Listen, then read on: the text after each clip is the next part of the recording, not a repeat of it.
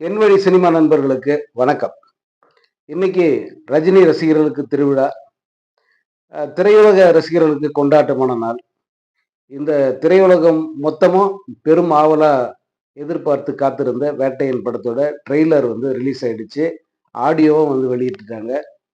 இதுல முதல்ல நம்ம ட்ரெய்லர் எப்படி இருக்கு? ரசிகர்கள் அதுக்கு எப்படி ரியாக்ட் பண்றாங்க? அப்படிங்கிறத பார்ப்போம். வேட்டையன் ட்ரெய்லர் இது ட்ரெய்லர்ன்னு கூட சொல்லல அவங்க. பர்வியூ அப்படின்னு போட்டிருக்காங்க. அதாவது பிரிவியூ அப்படிங்கிற மாரி. இது வந்து 1 நிமிஷம் 30 செகண்ட். அதாவது ஒரு 1½ நிமிஷம் வர்ற ஒரு ட்ரெய்லரா கட் பண்ணியிருக்காங்க. மேபி இதனுடைய எக்ஸ்டெண்டட் ட்ரெய்லர் இனி வர்ற காலத்துல வர வாய்ப்பு இருக்கு. ஏன்னா இன்னும் 20 நாள் இருக்கு இல்லையா? படம் ரிலீஸ் டைம்ல கூட இன்னொரு ட்ரெய்லர் விட வாய்ப்பு இருக்கு. இப்ப வெளியான ட்ரெய்லர் எப்படி இருக்குன்னா, பெரிய எல்லாருக்குமே பெரிய எதிர்பார்ப்பு இருக்கு படத்த பத்தி. ஆ இது வந்து என்ன கதைக்களம்?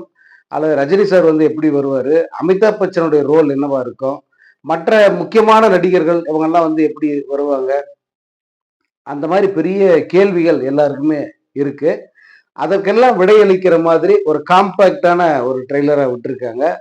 பெரிய எதிர்பார்ப்பை கிளப்பாத, அதே நேரம் ரொம்ப நீட்டான ஒரு ட்ரெய்லர் அப்படின்னு சொல்லலாம். இந்த ட்ரெய்லர் பற்றிய சரியான ஒரு பார்வைன்னா இதுவா இருக்கும் அப்படின்னு நான் நம்புறேன். ஏன்னா, இது தலைவர் படம் அப்படிங்கிறதுக்காக வந்து எல்லா காட்சியும் ஆஹா, ஓஹோ, பிரமாதம் அப்படின்னு வந்து நானும் சொல்ல தயாரா இல்ல. இது ஒரு திருப்தியான ட்ரெய்லர் தான். ஏன்னா ட்ரெய்லர்ல எல்லாத்தையும் வச்சிட முடியாது. இந்த படம் ஒரு மிகப்பெரிய விருந்தா இருக்கும் அப்படின்னு தெரியுது. ஸோ அதிலிருந்து ஒரு சின்ன சாம்பிள் மட்டும் தான் இப்ப வந்து வெளியிட்டிருக்காங்க. இந்த படத்துல ரஜினியோட ரோல் எப்படி இருக்கு அப்படின்னு பார்த்தீங்கன்னா, அவர் ஒரு என்கவுண்டர் ஸ்பெஷலிஸ்ட். அதனால தான் படத்துக்கு தலைப்பே வேட்டையன். குற்றவாளிகளை வேட்டையாடுகிற ஒரு நேர்மையான காவல்துறை அதிகாரியா அவர் வராரு. எஸ்பியா வராரு ரஜினி சார். அவருடைய அந்த தோற்றம்லாம் பார்த்தா உண்மையிலே சான்ஸே இல்லைங்க. இதெல்லாம் வந்து நான் 100 வாட்டி கூட சொல்லுவேன். ரஜினி என்கிற ஒரு கலைஞருக்கு மட்டுமே அமையப்பெற்ற ஒரு அம்சம் இது. கடவுள் அவருக்காகவே வந்து அப்படி ஒரு சிறப்ப குடுத்திருக்காரு அப்படின்னு தான் நான் நினைக்கிறேன். மற்றபடி வேற யாரும் இத நெனச்சு கூட பார்க்க முடியாது. இந்த மாரி வந்து நம்மளும் பண்ணலாம் 74 வயசுல அப்படின்னு நெனச்சுக்கலாமே தவிர, அதற்கெல்லாம் வாய்ப்பே கிடையாது. அப்படி பண்ணியிருக்காரு. அதுலயும் அந்த வாக்கு, அந்த நடை இருக்கு பாருங்க. இந்த நடை தான் ரஜினியோட எனர்ஜி லெவல காட்டுற ஒரு குறியீடு அப்படின்னு நான் சொல்லுவேன். ஏன்னா, ரஜினி பொதுவா அவரு சாதாரணமா நடந்தாலே யாரா இருந்தாலும் அவர் பின்னாடி ஓட வேண்டியிருக்கும்.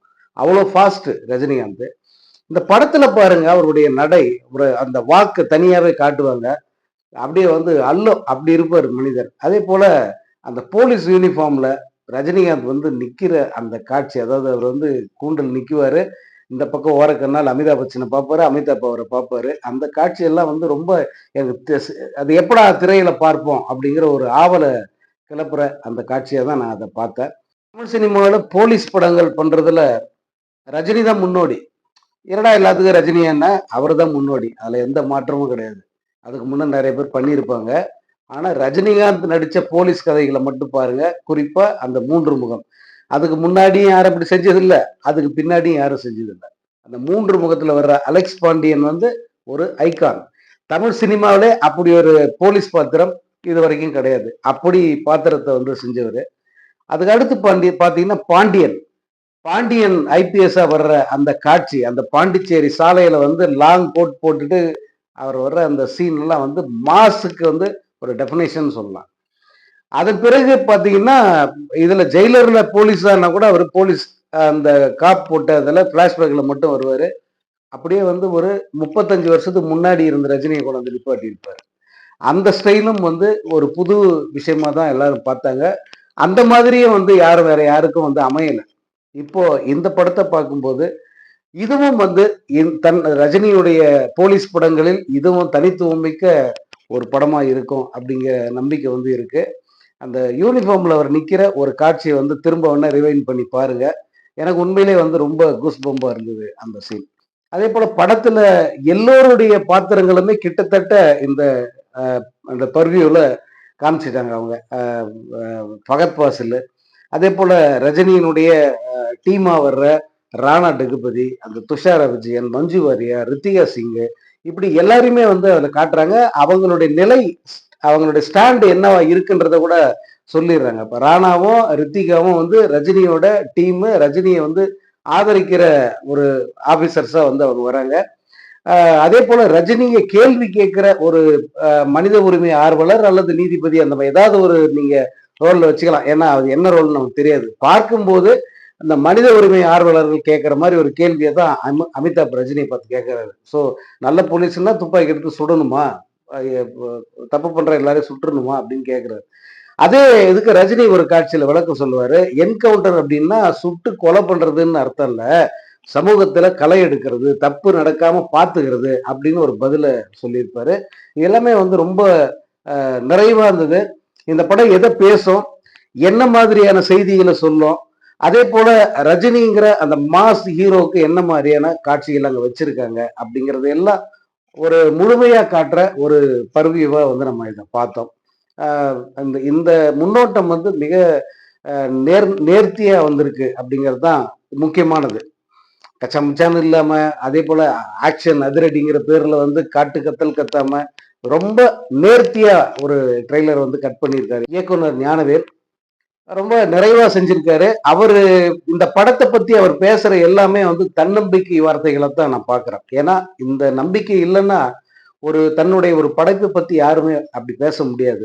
ஞானவேல் பேசின எல்லா பேச்சுகளையும் நான் கேட்டுட்டேன். இந்த படம் பற்றி அவர் வந்து இதற்கு முன்பு லைக்கா நிறுவனம் ஏற்பாடு செய்த ஒரு நிகழ்ச்சியாகட்டும் அல்லது இந்த இசை வெளியீட்டு நிகழ்ச்சியாகட்டும், இது எல்லாத்திலுமே ஞானவேலோட பேச்சு நம்பிக்கையின் அடிப்படையில நம்பிக்கையின் ஒரு பிரதிபலிப்பா தான் என்னால பார்க்க முடிஞ்சது. அது அது ஒரு படைப்பாளிக்கு அது ரொம்ப ரொம்ப முக்கியம். தன் படைப்பின் மீது மிகுந்த நம்பிக்கையும் அது நேர்த்தியா வந்திருக்கு அப்படிங்கிற ஒரு ஒரு உணர்வும் இருந்தா மட்டும்தான் ஒரு இயக்குனரால அப்படி பேச முடியும்.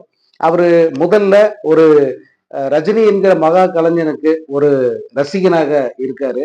அதே போல ரஜினி என்கிற இயக்குனரின் நடிகருக்கு தீனி போடக்கூடிய ஒரு இயக்குனரா இருந்திருக்காரு. இத ரொம்ப ரசிச்சு ரசிச்சு லைவா படம் பிடிச்ச ஒரு நிறைவு அவரது பேச்சுல தெரியுது. அதனால இந்த படம் என்ன பொறுத்த வரைக்கும் தமிழ் சினிமா மறக்க முடியாத ஒரு படமா வந்து அமையும் அப்படிங்கிறதுல எந்த சந்தேகமும் இல்லை. வேட்டையினை பொறுத்த வரைக்கும் நான் இப்பயும் சொல்றேன், அது எத்தனை கோடி என்ன அப்படிங்கிற எந்த ஒரு கன்க்ளூஷனுக்கு யாரும் வராதீங்க. அந்த படம் நிச்சயமா நல்ல படமா இருக்கும். ரசிகர்களை வந்து முழுமையா நிறைவுபடுத்துற படமா இருக்கும். அந்த நிறைவு அது வசூல்ல தெரிஞ்சிடும். அவர்களுடைய நிறைவு வசூல் இன்னும் மிகுந்த நிறைவை தருகிற ஒண்ணா இருக்கும் அப்படிங்கறத மட்டும் இந்த நேரத்துல நான் சொல்லிக்க விரும்புறேன். இந்த டீசர்லயும் சரி, நம்ம ரஜினி சாரை பார்த்து ரசிச்சோம், அமிதாப்பை பார்த்து ரசிச்சோம், இவங்களுக்கு இணையா இன்னொருத்தரை ரசிச்சோம். அது யாருன்னா அனிருத். உண்மையாவே வந்து அனிருத் வந்து நிறைய பேருக்கு வந்து ஒரு டார்லிங் மாதிரி மாறிட்டாரு இந்த படத்துல.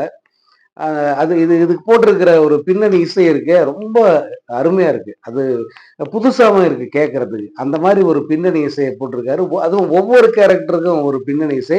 அது தலைவர் ரஜினிகாந்த் வரும்போது மட்டும் அது வேற ஒரு பின்னணி இசையை வந்து கொடுக்குறாரு. அமிதாப்புக்கு ஒண்ணு வச்சிருக்காரு. அப்படி பார்த்து பார்த்து பண்ணியிருக்காரு. அது வந்து உண்மையிலே ஒரு ஒரு ரசிகனாக, சினிமா ரசிகனாக வந்து ரொம்ப நிறைவை தந்தது.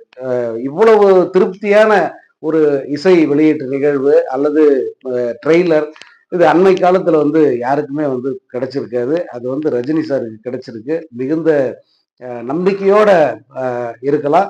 இந்த படம் ஒரு மிகப்பெரிய சாதனையை தொடும் அப்படிங்கிற இதுல எந்த சந்தேகமும் இல்லை. அதற்கான எல்லா அறிகுறிகளும் இந்த இசை வெளியீடு ட்ரெய்லரு எல்லாத்துலயுமே இருக்கு அப்படின்னு நம்புறேன்.